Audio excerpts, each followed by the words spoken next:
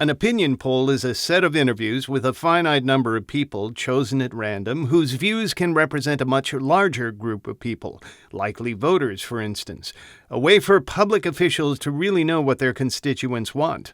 The invention of the telephone made that job a lot easier, but today that's not the only way to reach people. Political scientist Thad Kauser of UC San Diego remembers the old days of telephone polling.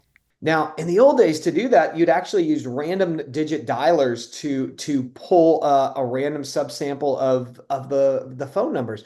But who answers their phone now? Or people have multiple phones, maybe a few cell phones in a family, but no landline. Today, people email, they text, they communicate through social media.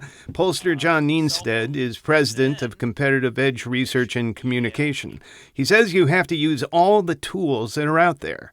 Currently, the best way to do polling and survey research is using a multi-mode approach. Different people communicate in different ways, depending on things like their age and levels of education. So if you're not using multiple ways of reaching out, you're not reaching a random representative public.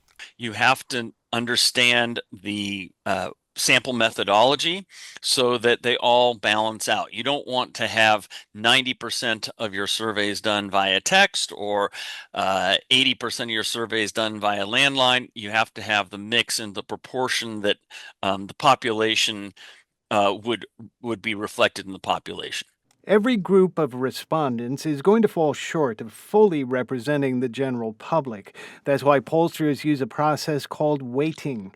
If you don't have enough demographic diversity in your sample, you give certain groups and their opinions a greater statistical weight when you sum up the results. Today, the hard work of doing a random opinion poll means you can't rely on people to opt into a survey with no incentives and no encouragement.